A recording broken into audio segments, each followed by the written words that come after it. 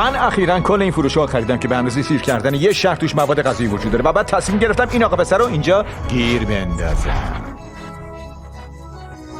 بابت هر روز اینجا موندنت یه کارت اعتباری $10,000 بده. حرف نداره رفیق، بزن بریم. بعد از 24 ساعت این باشه بابا. شرکت توی این چالش میتونه الکس رو تبدیل به یه مولتی میلیونر کنه که در واقع این یعنی اون باید چند سال اینجا بمونه. از حالا شروع میشه. ساعت اول. خیلی خوب، جیمی رفته. چرا باید از اینجا برم؟ میتونم چند سال اینجا بمونم. بیا بریم خرید کنیم عزیزم. اگه الکس این خط قرمز رد کنه که ما دور تا دور محوطه فروشگاه کشیدیم، چالش به پایان میرسه و اون با هر چی که به دست آورده از اینجا میره بیرون. برای اینکه مطمئن بشیم اون داخل فروشگاه میمونه، تعداد خیلی زیادی دوربین مداربسته در گوشه و کنار فروشگاه کار گذاشتیم.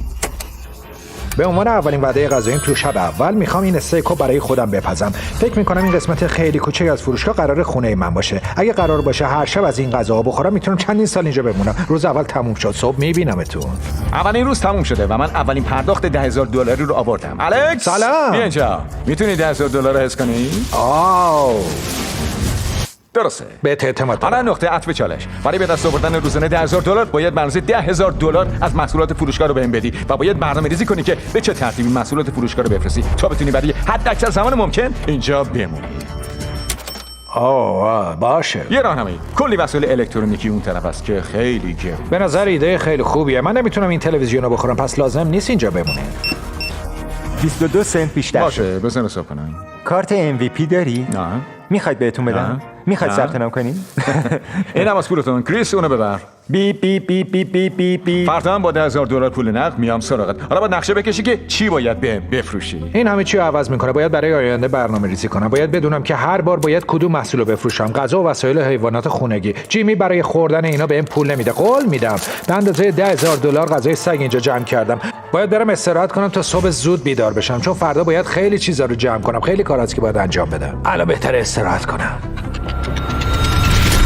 روز سوم شروع شد. الکس چه خبره جیمی؟ پس قراره امروز اونا رو بهم بفروشی. امروز قراره غذای سگ بهت بفروشم. خدا کلی طول میکشه اینا رو از اینجا ببریم. صبر کن. میتونیم این کارو بکنیم. حالا یه دست بزن تا اینا از اینجا بره. اینم از این. حالا بریم حساب کنیم. به نظرت افکت باحالی نبود؟ واقعا جادویی بود. قیمت کلشون شد $9,991.80 و آخرین محصول قیمتش شد $10,045. تمام چیزایی که الکس به من میفروشه به خیریه اهدا میشه. پس نگران هدر رفتنشون نباشین. چند روز آینده برای الکس خیلی خوب پیش رفت. اون روز پنجم به من $10,000 مواد خوراکی فروخت. این مواد غذایی که اینجان تا چند روز دیگه بی کیفیت میشن.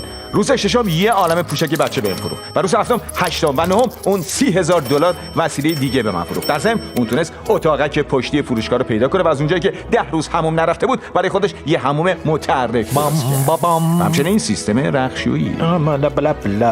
اوضاع چطوره؟ چه خبر جیمی؟ حالا راستشو بهم بگو. به نظر چند وقت دیگه میتونی طاقت بیاری؟ خب به نظرم 100 روز دیگه رو میتونم. ای پسر، بر اساس اینکه الکس تا چند وقت دیگه طاقت میاره ممکنه این ویدیو به پرهزینه ترین ویدیوی من تبدیل بشه، اما من کاملا براش آمادم. پول. وای خدا رفیق. حتی اگه یه سالم اینجا بمونی از نظر من مشکلی نداره. میخوام بدونم کی این همه پول مچاله کرده ریخته این تو. به من اگه $10,000 بهم بفروشی اینو بهت میدم. خیلی خوب، امروز بازم بهت تلویزیون میدم. کی میره خالبار فروشی تا تلویزیون بخره؟ اینا اینجا چیکار میکنن؟ حالا راستشو بهم بگو الکس، این جعبه رو خالی کردی و داخلشو با سنگ آجر پر کردی؟ سگا. خیلی خوب، بهش اعتماد میکنم هرچند این چیزی نبود که من پرسیدم. نزدیک روز 11 الکس دیگه تو جمع‌آوری محصولات به ارزش $10,000 دقیق و حرفه‌ای شده. $10,001.89. از اونجا که من باید میرفتم و یه ویدیو درباره گیر افتادن تو یه جزیره میگرفتم. این اصلا راحت نیست، ولی بیاین امیدوار باشیم که امشب میتونیم 30 دقیقه بخوابیم. یه نفر دیگه به جای ما پول به الکس تحویل میداد و ما اسمشو مرد دلاری گذاشتیم. مرد دلاری اینجا. ممنونم آقا. $100,000 مطمئنم میتونم $1,000,000 جمع کنم. اینکه اون بقیه روزو چطوری میگذرون که خودشو سرگرم کنه واقعا جالب بود. میخوام یه دیوار پنیری بزرگ درست کنم. تمام شد. یه دیوار پنیری بزرگ. همین عزیزم، برو بریم. 3، 2، 1 برو.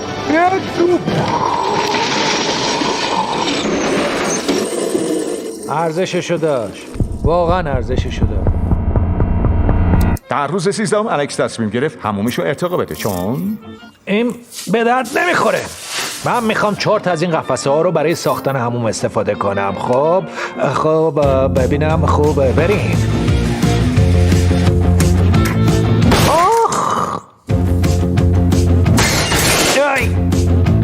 از این نواره پلاستیکی برای پوشوندن اینجا استفاده میکنم. حالا دیوارا ضد آب شدن. خیلی خوب شد.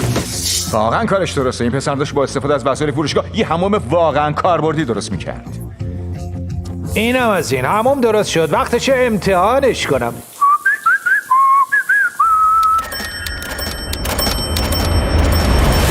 خیلی خوب، الان یه مدت اینجا میخوام یه دیوار درست کنم. هرگز فکر نمی‌کردم همچین چیزی ببینم. اما الکس عملاً از تمام بطری‌های آب فروشگاه استفاده کرد تا برای خونه موقت خودش دیوار بسازه. اون حتی با استفاده از تمام دستمالهای توالت برای خودش تخت درست کرد که به نظرم خیلی هم راحته. اینجا خیلی گرم و نرمه. میتونم اینجا بخوابم. روز 17 حالا وقتشه برم و یه فکری به حال این بچهای بد بکنم. کارتای هدیه اینا واقعا گرونن. واقعا عجیبه که این کارتای تبریک تولد اینقدر گرونن، چون الکس تونست فقط با فروش اونا $10,000 رو کامل کنه و بعد از اینکه فیلمبرداری تو جزیره رو تموم کردم. سلام جیمی. خیلی وقت ندیدمت. الکس میخواست بهش بگیم که چطوری میشه از لیفت تراکی که تو اتاق پشتی بود استفاده کنه. اگه بشه اینو تو فروشگاه استفاده کرد خیلی خوب میخوای میشه. بذاری کریسونو برونه؟ آره. 3 2 نون با ایران نه. فکر کنم بازم باید برم.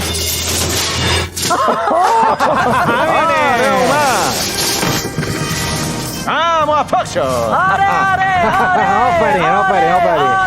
جنگت خوش بگذرون تا فردا. با اینکه از آخرین باری که منو دید فقط چند روز گذشته بود، به نظر میومد که دلش واقعا برام تنگ شده بود، چون این تنها توضیح برای یه کاریه که میخواد انجام بده. من این عکس از جیمی رو اینجا دیدم. حالا قراره من و این بریم با هم خوش بگذرونیم. قراره اینجا بمونه و حواسش باشه که من حسابی درست کار بکنم. حالا یه $10,000 دیگه ثبت کنیم. $10,000 و 33 سنت. یه چند روز بعدی الکس واقعا خیلی خوب از پس کار بر اومد. البته با تشکر از لیفت تراکش. برای همین تونست تخت خودش رو تغییر بده و این بار واقعا خیلی خوب شد. این خیلی بهتره.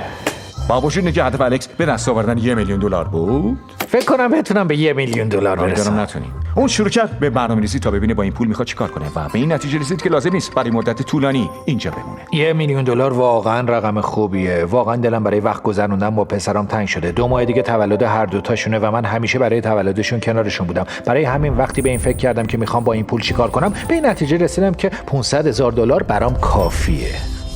اما الان من فقط $200,000 دارم. پس کافیه که 50 روز اینجا بمونم که الان نصفش گذشته. روز 22 الکس تصمیم گرفت به اندازه $10,000 اسنک ماهی قرمز بهمون بفروشه. وای خدای من. این اندازه $10,000 غذای ماهی قرمزه. میشه باش یه عالمه نوزاد سیر کرد. خیلی خوب. واقعا از شما ممنونم آقا. حالا میشه گفت یه زندگی معمولی داری، روزی 10,000 تا در میاری و دلت برای خانوادت تنگ میشه. آره. میتونی تا هر وقت دلت بخواد اینجا بمونی. درسته؟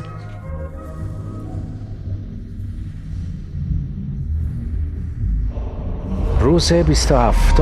همونطور که میبینید روزا برای الکس کاملا تکراری شدن، اما بالاخره روزی رسید که قصدش بهمون بطری آبی رو بفروشه که به عنوان دیوار استفاده کرده بود. اما از اونجایی که نمیتونست قفس‌های خالی فروشگاه بهمون بفروشه، فهمید که میتونه ازشون به عنوان دیوار استفاده کنه. میخوام دیوارای خونه رو با این قفسه درست کنم. این قفسه ها جلوی راهو گرفتن، پس من برشون میدارم. خیلی خوبه.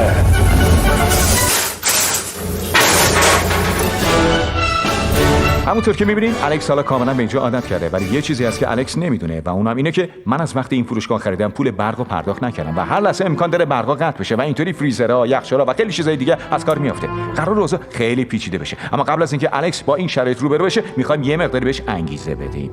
این فکر رو کردیم که الکس به یه جایزه احتیاج داره. خوشحالی که قراره پدرت ببینی. شما آماده این؟ آره. به نظرم قراره اشک الکس در بیاد و اوضاع خیلی احساس بشه. خدای من. الکس برات یه سورپرایز داریم. سلام. وای بچه هم. سلام رفیق. دیروز داشتی میگفتی که چقدر دلت برای خانواده تنگ شده، برای همین حس بدی داشتم. برای همین به عنوان جشن پایان 1 ماه شکایت برای بابا بوس بده. بابا من جیش دارم. اون جعبه‌های روی زمین چیه؟ یه زمین مسابقه درست اون کردم. ماشینه؟ آره. میشه پسرمون سوار شه؟ نظرت چیه پسرم؟ برو.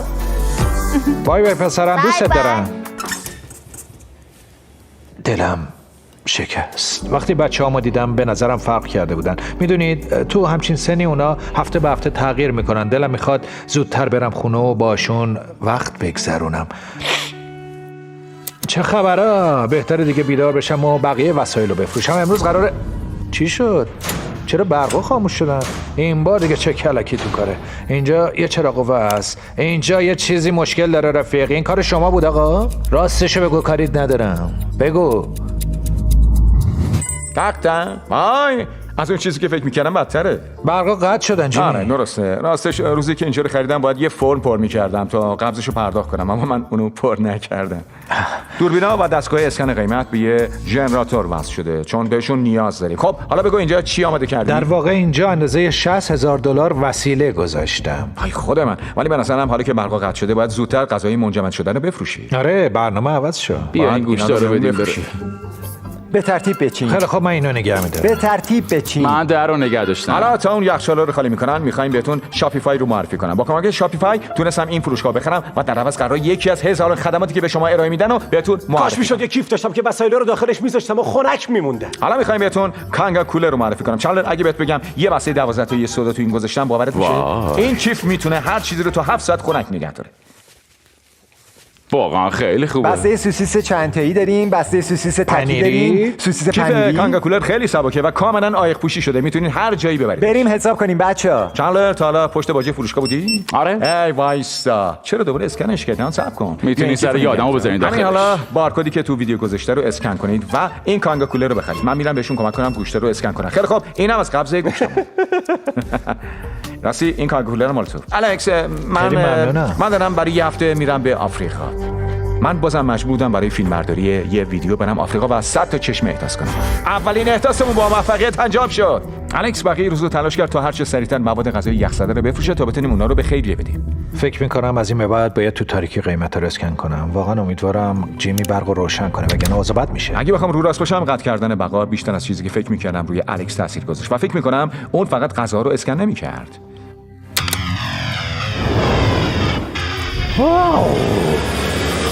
به نظرتون میشه با لیفت را چپ کرد؟ آخ خراب کردن. راهروی شماره 7 احتیاط کنید.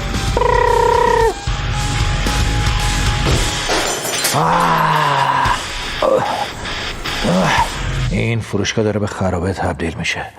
من میخوام برم در این زندان رو باز کنم تا یکم نور خورشید وارد بشه و هوای تازه بیاد داخل، چون اینطوری دیگه نمیشه ادامه داد. خیلی سخت شده. اوه خیلی خوبه.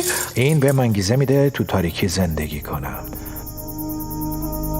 36 روز گذشته و من $360,000 جمع کردم. چرا باید تسلیم بشم؟ باید کلی جنس بفروشم و کلی غذا هست که میتونم بخورم. جنس ها رو میفروشم و یه عالمه پول جمع میکنم و میتونم منتظر بمونم که روزا سپری بشن. هیجان انگیزترین قسمت روزای من تا این حد نزدیک شدن به این خط قرمز. من یه پسر تنهای بیچارم که اینجا تنها موندم. تا الان بابت هیچ چیزی تو زندگی به این اندازه ناراحت نبودم. غذا و قهوه و یه عالمه. روزام اینطوریه که جنسا رو جمع میکنم و میفروشم و بقیه روز دیگه دلم نمیخواد کاری انجام بدم و کاری هم ندارم که انجام بدم. چیزی که بین من و همسرم و بچه‌ام قرار گرفته این خط قرمز. از وقتی که برق قطع شده و اومدم اینجا و به این خط قرمز نزدیک شدم هر روز وسوسه میشم که ازش عبور بکنم. میدونم هنوز کلی وسیله است که تا حالا سراغشون نرفتم. یه سری عینک، آیس پک. ببینم این دیگه چیه؟ ببینید چی پیدا کردم. چرا قوه فوری قابل حمل. خیلی خوب. 5 تا از اینا رو آوردم اینجا و همه رو روشن کردم. نورشون رو آخرین درجه تنظیم کردم و تمام این محوطه رو روشن کرده. بالاخره اسم میکنم که میتونم ادامه بدم. روز 39. الکس اینجایی؟ سلام. یه 10,000 تایی دیگه. آره. بزن بریم رفیق. این که کلی پول دارم واقعا حس عجیبیه، ولی تا وقتی اینجام هیچ کاری جز نگاه کردن بهشون نمیتونم انجام. خب نگام نمیتونی بکنی، اینجا خیلی تاریکه.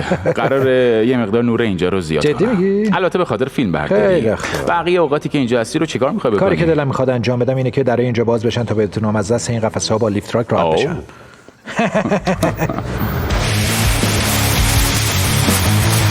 خودتون خواستی. اینجا چه خبره؟ میخوام برم اون شیلنگو بیارم اینجا و استخر رو راه بندازم و تا فردا اینجا تبدیل میشه به یه فروشگاه استخردار. من یه هفته اینجا نبودم و چندلر بهم نگفته اینجا چه خبر اینجا شده. کلا با قبل فرق کرده. آی خدا، در باز کن، باید ببینیم چه خبر شده. وای، اون همه وسیله کجا رفتن؟ وقتی اینجا نبودی یکم دکور رو تغییر دادی. انگار یه نفر کریسو سوار لیفت تراک کرده. حالا همه چی منطقیه. میشه از این استفاده کنم؟ آره میخوای برو داخل. جوراب پاته. آره. تو خیلی خلی بابا. وای چقدر سرده. پرتاب گلوله نکن. گلوله با خاک. معمولا تو استخر چیکار میکنی؟ فقط این طرف و اون طرف میره. خب خیلی خوش گذشت، ولی به نظرم باید بریم سراغ حساب کردن. بابت محصولات ممنونم. برو با استخر خوش بگذرون. میخوام برم اوضاع اون پشت و وسایل رو مرتب کنم. کی میدونه، شاید خوش گذشت. لازم به گفتن نیست که تا اینجای کار الکس واقعا خسته شده بود و وقتی داشت با لیفت تراک رانندگی میکرد یه اتفاق غیر منتظره افتاد. وای نه لعنتی، نه نه نه نه نه نه نه نه نه نه نه وای خدا نه. وای پسر نه، وای خدا. من داشتم تمام تلاشمو میکردم اوضاع رو درست کنم، اما همه چیز برعکس پیش رفت. وای خدا، تمام پولام خیس شدن، خیلی از محصولات خراب شدن، همه جا به گند کشیده شده، همه جای فروشگاه خیس شده. واقعا خسته شدم، دیگه نمیتونم تحمل کنم. دلم میخواد از اینجا برم. خب میریم داخل. الکس رفیق، چرا انقدر اینجا خیس شده؟ آره ببخشید. آره. او الکس، عربه طلایی منتظرته.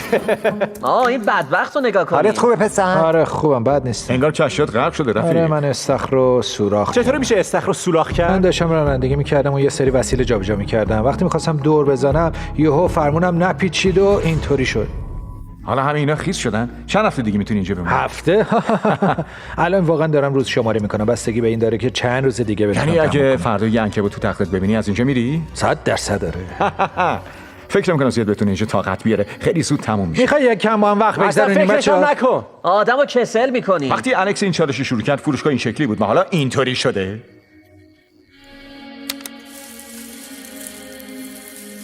خب الان روز 44مه. بیرون تقریبا تاریک شده. جیمی هنوز نیومده. یه عالمه وسیله است که باید بفروشم. باید این وسیله رو جابجا کنم. خوشبختانه امروز کسی که برام $10,000 میاره رو میبینم. نمیدونم شاید یادشون رفته یا همچین چیزی. واقعا اینجا تنها شدم. فقط تا وقتی برام پول بیارن رو صندلی میشینم. فقط همون موقع.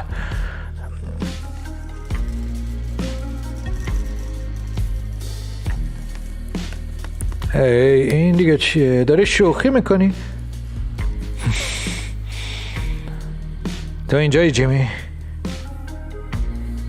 کل روز اینجا بودم و حالا این ربات اومده سراغم. بابت پول ممنونم.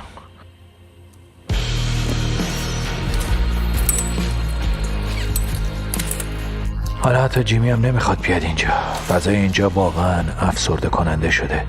خب منم بهش حق میدم. واقعا افتضاحی پسر.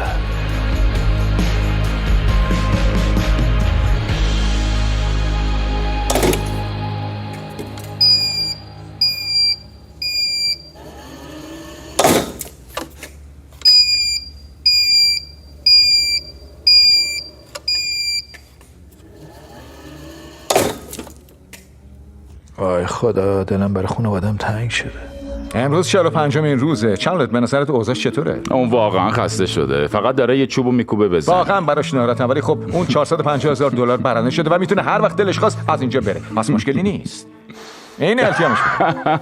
الکس سلام. داشتم از تو دوربین میدیدیمت. به نظر خیلی ناراحت بودی. آره واقعا خسته شده. خب برای $10,000 آوردیم. حالا خستگی یه کمی آره. چند هفته دیگه طاقت میاری؟ فکر کنم فقط چند ساعت دیگه بتونم طاقت بیارم. باشه، بیا بریم به پولی که جمع کردی نگاه کنیم. این تمام پولیه که تا حالا جمع کردی. $450,000. فکر می‌کنی همینقدر برات کافی به؟ یه لحظه صبر کن. یه سورپرایز برات دارم که بهت کمک میکنه تصمیم بگیری. چی؟ جدی میگی؟ گرفتی. لباست کو؟ محض اطلاعات من کفششو نگرفتم. نمیدونم چرا کفش نپوشیده. با این پولا میخوام کارامو انجام بدم. به نظرت خوب نیست؟ اصلا نمیتونم همچین چیزی رو از تصور نظر کنم. خودم میتونم 5 روز دیگه هم تحمل کنم. به نظرت ارزش داره؟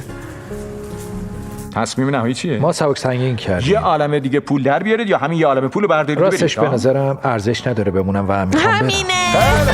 خیلی خب الکس، به محض اینکه پاتو بذاری روی خط قرمز همه چیز تموم میشه. میتونم تمام پولا رو برگردونم داخل و بری ادامه بدی. تصمیم با خودته.